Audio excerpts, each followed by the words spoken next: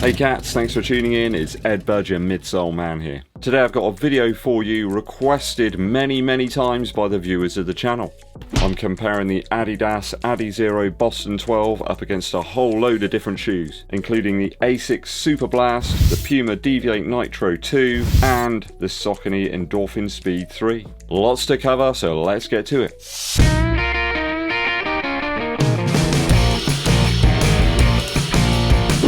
Many comments from the viewers that you want me to compare this shoe up against a whole load of different other ones. I couldn't keep up with the comments, so I thought I'd best make a video all about it. We're going to delve deeper into each of the shoes in today's video and find out what makes them tick, what sets them apart in terms of their unique characteristics. If you're enjoying the videos on the channel and you haven't done so yet, and there's lots of you out there, do hit that subscribe button and give this video a thumbs up like, it really helps out. Dankeschön. So first of all, comparing the Boston 12 up against the most requested shoe comparison, the Deviate Nitro 2 from Puma. Interesting that these two shoes share the same midsole stack in the heel and the forefoot, pretty much the same by about a millimetre or so. I would suggest though, do remember these shoes are reasonably compressive these days, so when you actually stand in the shoes, you don't always feel as if you've got the same sort of drop as stated on the website or something. I'd suggest the outsole rubber on the Pumas are a little bit more consistent over the whole of the outsole of the shoe. Adidas vary the actual softness of the rubbers used, but the Puma grip here is pretty much consistent across the whole thing. A very similar heel to toe drop in terms of the midsole, and the weights of these two shoes are very similar too. Of course, we have a forked plate here in the Deviate Nitro 2, and we've got those energy rods made of glass fibre in the Boston 12. I would suggest though, in terms of rigidity, I do find the Puma Deviate Nitro 2 that little bit more flexible. I think it's probably down to the slightly softer foams that we've got here in the midsole. The Adidas shoe using that slightly firmer Lightstrike Pro and Lightstrike 2.0 formula. The Nitro and Nitro Elite formulas here in the Deviate Nitro 2 are certainly that little bit more compressive. I would suggest though that the upper on the two shoes, the Adidas, a little bit more breathable, especially in the toe box, but the Puma does feature a more standard sort of eyelet setup here. We don't have those lace loops that appear on the Boston 12, so if you're a traditionalist, then this one could be for you.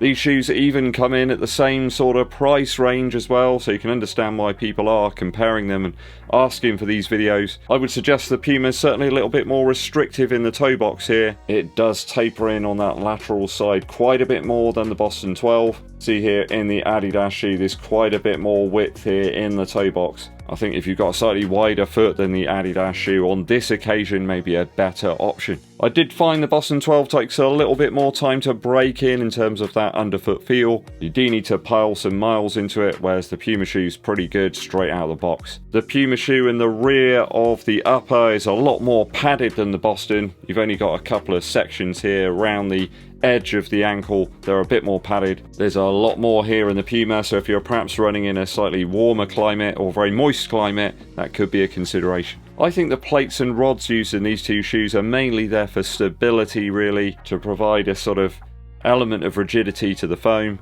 You certainly need it in the Puma Deviate Nitro 2. Not so much in the Boston 12, but they're there. They're doing something. I think it's mainly there though to provide a slightly more consistent feeling in that midsole rather than for propulsion. I gotta say, there's not a lot between these two shoes. I think it's a little bit down to how you like your upper. This one's a little bit more constrictive here in the toe box. Slightly more traditional though on top. I don't think the lace loop arrangement here in the upper is going to be for everybody in the Boston 12, and it's a slightly firmer shoe overall as well, even though they've updated the midsole foam in the rear section. So it's hard to say one or the other really. I quite like them for kind of different purposes. I think this would be better perhaps as my longer run shoe, though I'm finding it does pretty much everything quite well. If you do want a little bit more softness though in your midsole, then the Puma is the way to go. If I had to have one, I suppose, I'd probably still go with the Puma right now. Just in terms of how soft it really is, I could probably use it for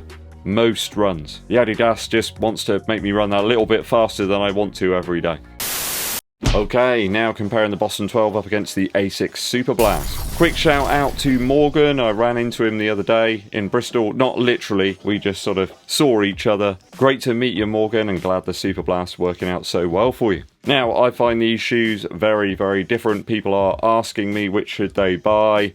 I think they're for quite different purposes, really. Also depends how rich you are, I suppose. It is a very expensive shoe. I am finding the rigidity between these two is actually quite similar. The combo of foams here helps to present a very consistent feel across the footbed. But don't forget that Flight Foam Turbo isn't the softest of midsole materials. It's by no means squashy, quite resilient in fact. It is that little bit firmer than some others, but I've got to be honest, it's one of the most forgiving and enjoyable rides of the moment. It somehow just leaves the legs and the feet feeling really, really good. It's very forgiving. You just have that slither of Flight Foam Blast Plus underneath, but this really is a shoe completely all of its own. It's quite tough actually to compare it up against the Boston 12. We do also have a very, very wide surface area to the Superblast compared to the Boston. I think it's about a centimetre extra in the forefoot and in the heel at the widest point. No plates in the Superblast either, and that upper is just a little bit more flexible, still very breathable, but it's even lighter than the Boston 12 despite the fact you've got all that extra midsole material. It's only 14 grams, but it's something. So the Superblast, nimble, it's light, it's very usable and versatile, but the Boston 12's a little bit more like that now. In terms of price though, the Boston 12 is like 50 quid cheaper over here in the UK than the Superblast. So I think it's down to what you really desire from your next shoe purchase. If you want something that's very light and very forgiving, perhaps you can use for some very easy runs, or perhaps some faster stuff too, and you've got the cash, the Superblast is a great option. I think if you want something a little bit firmer with some more rigidity, feels a little bit more aggressive underfoot, then the Boston 12 could be for you. I think on the flip side of that, traditionalists might prefer the Asics Superblast. Horses for courses, though one thing that is better on the Boston 12 is the outsole. Lots more ridges here, and that outsole rubber, we know it works. It stands the test of time. I do have a little bit of wear on my Superblast outsole at this present time. If I had to have one right now, I would go with the Superblast. It is my shoe at the moment. In fact, it could be my shoe of the year so far. It's an absolute banger.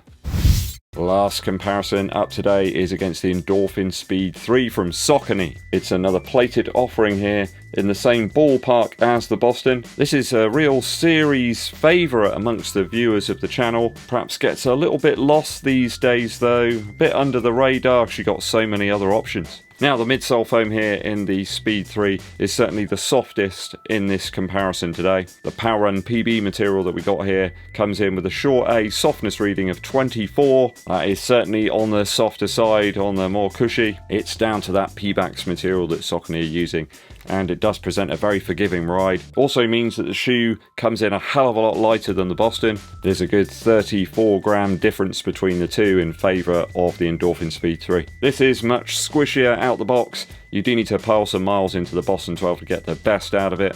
This one just feels good straight away. The foam in that Boston 12 is just a little bit firmer and denser. Though the Boston 12 does benefit from that by being a more stable shoe overall. I think that's something that SAUCONY have tried to address here in the Speed 3 with that winged plate here that is visible on the lateral and medial sides of the midsole. The outsole again, big advantage to the Boston 12. The outsole's okay on the Speed 3, it's an improvement, but no match for the Continental. Also with the Speed 3, you get a lot of midsole here that's exposed. It can get torn up very quickly. I'm also not the biggest fan in the Speed 3 of this sort of rubber piece that they've added onto the heel, sort of like a plasticky rubber. It is quite rigid and it does ride up the back of the ankle quite a bit. The Boston is simplicity itself in the heel section. I found it really good, no heel slip whatsoever. Also the laces stock that come with the ENDORPHIN Speed 3 are very stretchy. I had to replace those to get the best out of the shoe. So if you're looking for a shoe that's actually bang on out the box, you can just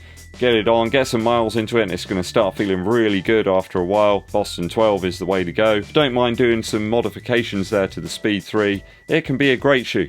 Yes, it's a bit lighter. You could even use the Speed 3, I guess, for racing if you wanted to, but I don't think that very compressive squashy foam is for everybody. So if I had to have one on this instance, it would have to be the Boston 12. I think it's also coming in a little bit cheaper at retail price as well. I think you're going to get a little bit more durability and longevity out of the outsole on the Boston 12. Okay, hopefully that's answered most of the questions that the viewers have got. Those are the 3 comparisons that people keep asking for. Really enjoying the Boston 12 so far. Have you picked this shoe up? Are you thinking about picking it up? Let me know your thoughts, opinions and experiences in this one down in the comments. Musical interlude time. Bit of a strange one today for you from Leonard Nimoy. There's a beautiful song, or sort of spoken word piece I suppose you could call it. It's called Spock's Thoughts. I find it oddly hypnotizing actually. There's some harpsichord backing, some very subtle flute, and then that beautiful tone of Nimoy's voice. I just can't get enough of it. He's sort of offering his advice to you as to what you should do through your life, you know, to get the best out of life. You know, talking about, you know, saving your money but not being too stingy, being strong but not like kind of overbearing to others, and making sure that you sort of enjoy life rather than just constantly striving to have something else or something more. It's a really cool piece of music, a really cool piece of art almost. You just put it on, listen to it, and you take in the vibes of Nimoy. I mean, it's probably not for everybody, but go and check it out. I think you might enjoy it. Spock's Thoughts by Leonard Nimoy. But he's kind of being Spock in the actual recording. Thanks for tuning in, people. Hope you enjoyed today's video. As much as I did making it anyway. Help the channel out to continue to grow by hitting that subscribe button and giving this video a thumbs up like. My name's Eddbud and I'll be seeing you